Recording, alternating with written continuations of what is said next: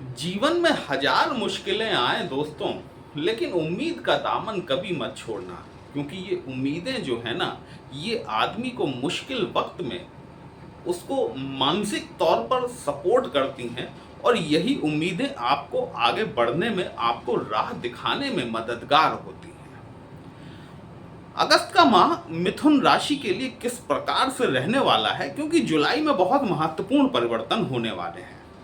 और हमारे मिथुन राशि और लग्न के जातकों पर इसका किस प्रकार से प्रभाव पड़ेगा, वही हम लोग आज डिस्कस करने वाले हैं। नमस्कार दोस्तों, कैसे हैं आप सभी। मैं आपका ज्योतिष मित्र श्लोक वर्मा आपके अपने चैनल श्री हनुमंत कृपा में आपका हार्दिक स्वागत करता हूं, अभिनंदन करता हूं। साथ ही अपने बड़े भैया श्री हनुमान जी से करबद्ध निवेदन करता हूं कि अपने हनुमत कृपा परिवार के सभी सदस्यों को, नए जुड़ने वाले सभी सदस्यों को सुख समृद्धि प्रदान करें, उन्हें उनके कार्यों में आशातीत सफलता प्रदान करें। ये जो मेरे पीछे 3 का लिखा हुआ अंक देख रहे हैं ना आप, ये इस बात को बताता है कि या तो आपकी राशि मिथुन है या फिर आपकी लग्न मिथुन है। बुध महाराज आपके लग्नेश होते हैं। बुध यानी आपकी बुद्धि का स्वामी, और वो भी जाकर वर्तमान परिस्थितियों में अगस्त माह में आपके धन भाव में जाकर बैठा हुआ है। लग्नेश का धन भाव में जाकर बैठना अपने आप में इस बात को दिखाता है कि कहीं ना कहीं आपको सोर्स ऑफ इनकम आपके बढ़ने वाले हैं। एक्यूमुलेटेड वेल्थ में आपके ग्रोथ डेफिनेटली होने के लिए दिखने वाली है। दूसरा भाव आपके वाणी का ही होता है। कहीं ना कहीं वाणी में, कम्युनिकेशन में आपको एक अट्रैक्टिवनेस देखने के लिए मिलेगी। बात को समझिएगा, बुध वैसे भी हमारे वाणी चातुर्य को दिखाता है, ठीक है। आपके लग्नेश हैं, और लग्नेश का सेकंड हाउस में जाकर बैठना मतलब कहीं ना कहीं आपकी वाणी को इम्पैक्टेड करना। और जब बुध इम्पैक्ट करेंगे तो बुध कहीं से भी अपना लाभ निकालने का कार्य करने वाले प्लैनेट हैं। सबसे छोटे प्लैनेट हैं, ग्रहों के राजकुमार हैं। वीडियो कहीं भी अच्छा लगे, कमेंट बॉक्स में जय श्री राम लिखेंगे, आपको भी अच्छा लगेगा, हमें भी अच्छा लगेगा दोस्तों, आपके लिए इस तरह के विश्लेषण लेकर आने के लिए। आपकी पत्रिका में जुलाई माह में बहुत महत्वपूर्ण परिवर्तन हो रहे हैं, और ये महत्वपूर्ण परिवर्तनों को यदि आप समझ गए तो आप इतिहास बदल देंगे। देखिए, गुरु और शुक्र, ये दोनों प्लैनेट जो हैं, शुक्र देव जो है, शुक्र महाराज आपकी पत्रिका में पंचम भाव के स्वामी होते हैं, और साथ ही साथ आपके 12th भाव के भी स्वामी होते हैं। अभी तक शुक्र महाराज जो है आपके 12th हाउस में गोचर कर रहे हैं, और 29 जुलाई को ये यहाँ से ट्रांजिट करेंगे। 29 जुलाई को शुक्र महाराज आपके 1st हाउस में आ जाएंगे। देखिए, यदि भाव के हिसाब से बात की जाए तो शुक्र खर्चों का कारक है, वैभव विलासिता पे खर्च का कारक है, और 12वां भाव भी आपके खर्चों को दिखाता है। पिछले लगभग 1 माह से आपके खर्चे कुछ अनियंत्रित हुए होंगे, या फिर भोग विलास की चीजों पर आपका खर्चा शुक्र महाराज ने कराया होगा। शुक्र न सिर्फ भोग विलास के कारक हैं, बल्कि ये गुरु भी हैं। एक देव गुरु आपके 1st हाउस में बैठे हुए हैं, दूसरे दैत्य गुरु आपके 1st हाउस में आकर बैठ रहे हैं। 1st हाउस आपका सबसे महत्वपूर्ण भाव होता है दोस्तों। 1st हाउस मतलब आपका पूरा इम्यूनिटी सिस्टम हो गया। 1st हाउस आपका करेक्टरिस्टिक हो गया। जब आपकी पर्सनैलिटी पर ज्ञान के साथ साथ, क्योंकि गुरु ज्ञान के कारक हैं, आपके 1st हाउस में बैठे हुए हैं, और अब ये अस्त अवस्था से उदित अवस्था में आ चुके हैं, डिग्री वाइज भी परिपूर्ण हैं। अब ये आपके ज्ञान में बढ़ोतरी करने वाले हैं। बुध के घर में है, ये बात ठीक है ना।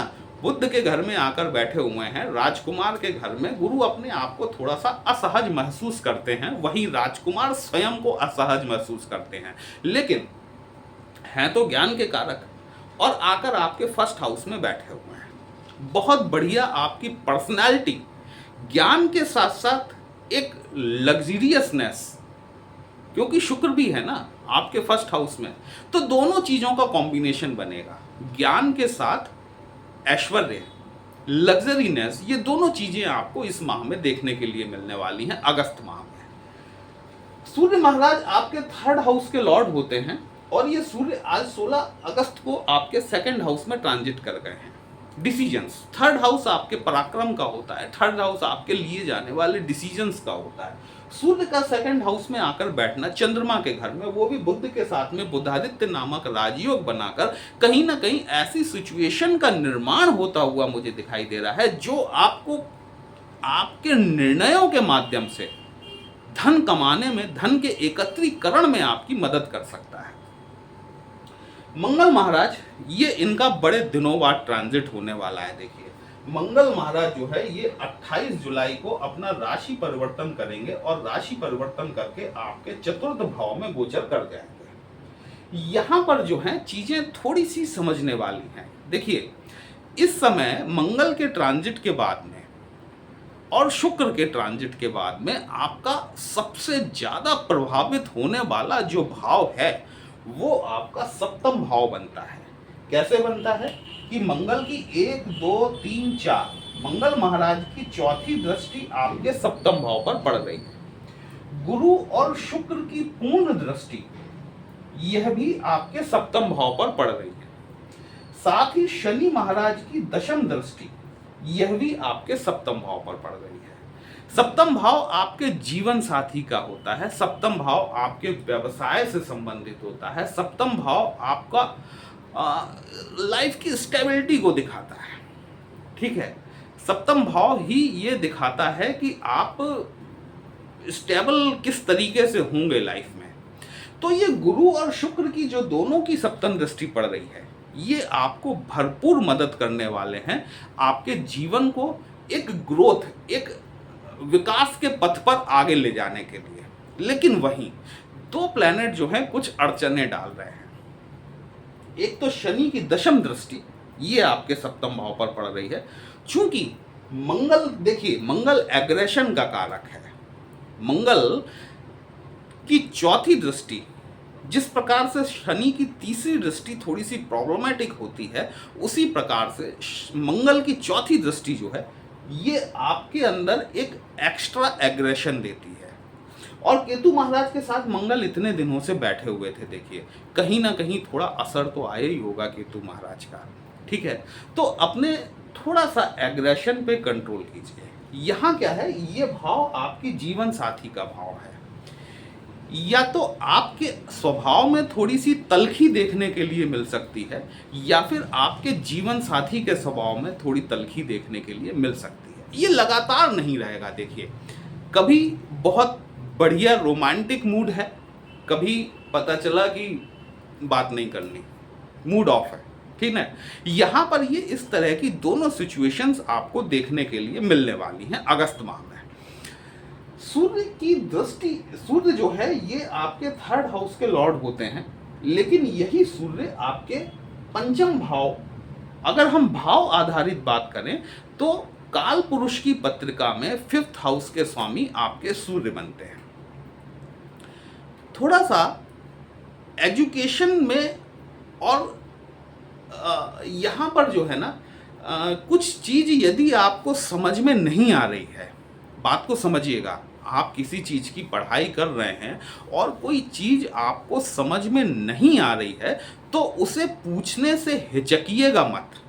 ठीक है, मान लीजिए आप अपनी क्लास में बैठे हुए हैं, सपोज आप अपनी कोचिंग क्लास में बैठे हुए हैं, लेकिन आपको अगर कहीं ये लग रहा है कि मैं पूछूंगा तो मेरे जो दोस्त यार हैं वो कहीं मेरा मजाक ना बना दें, इस चीज़ को इग्नोर कीजिएगा। आपको जो चीज़ समझ में नहीं आ रही है अपने टीचर से उसे जरूर पूछिएगा। लव रोमांस के क्षेत्र में जो है यहाँ पर भी थोड़ा सा जो है कि एक ईगो क्लैश जो है ना, वो ईगो क्लैश आपको देखना पड़ेगा कि आपके रिलेशनशिप में, जिसके साथ आप रिलेशन में हैं, कहीं आपके ईगो क्लैश ना हो जाए। ठीक है, 1 महीने की बात है, निकल जाएगा वक्त। राहु महाराज आपके भाग्य भाव में बैठे हुए हैं, देखिए, और ये तो दिसंबर 2026 तक बैठे रहने वाले हैं।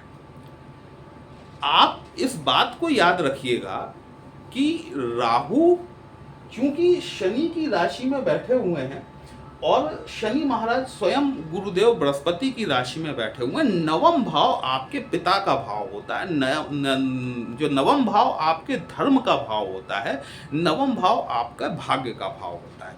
यदि राहु महाराज आपकी पत्रिका में शुभ स्थिति में नहीं है, वैसे भी नवम भाव में बैठा हुआ राहु जब भी आप कभी कोई धार्मिक क्रियाकलाप करने की तरफ आगे बढ़ते हैं ना, ये काम में अड़चन डालने का काम जरूर करते हैं। इस चीज को जब से राहु महाराज यहाँ पर आए हैं ना, इस बात को आप महसूस भी कर रहे होंगे।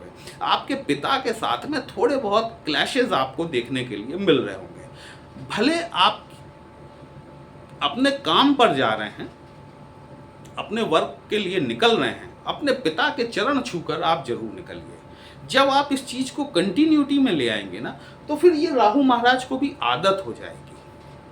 और जब राहु महाराज को आदत हो जाएगी, तो यही राहु जो अभी आपको हर शुभ काम में अड़चन देने का काम कर रहे हैं, फिर ये खुद उसमें सहूलियत देने का काम करने लगेंगे।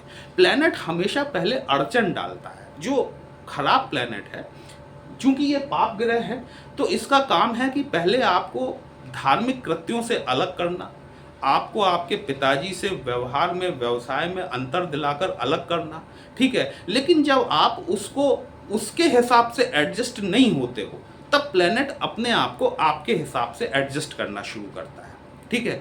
तो आप जब भी अपने वर्क प्लेस पर निकलें, अपने पिताजी के चरण छूकर जाएं। कोई भी धार्मिक कार्य आप कर रहे हैं, आप दुर्गा चालीसा शुरू कर दीजिए। नवम भाव में बैठा हुआ राहु जो है, ये धीमे धीमे आपको शुभ फल देना शुरू कर देगा।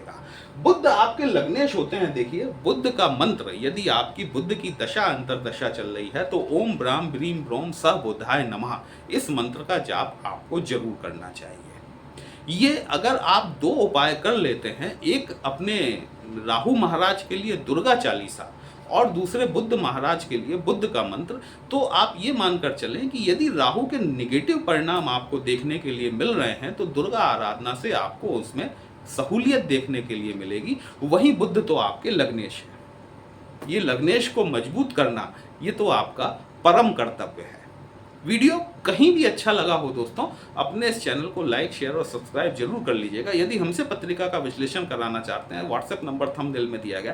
पर्सनल कंसल्टेशन पेड होता है, एक छोटी सी फीस आपको पे करनी होती है। आपकी समस्या का उचित समाधान हमारे द्वारा करने का प्रयास जरूर किया जाता है। चलिए फिर मिलते हैं, तब तक के लिए जय श्री राम।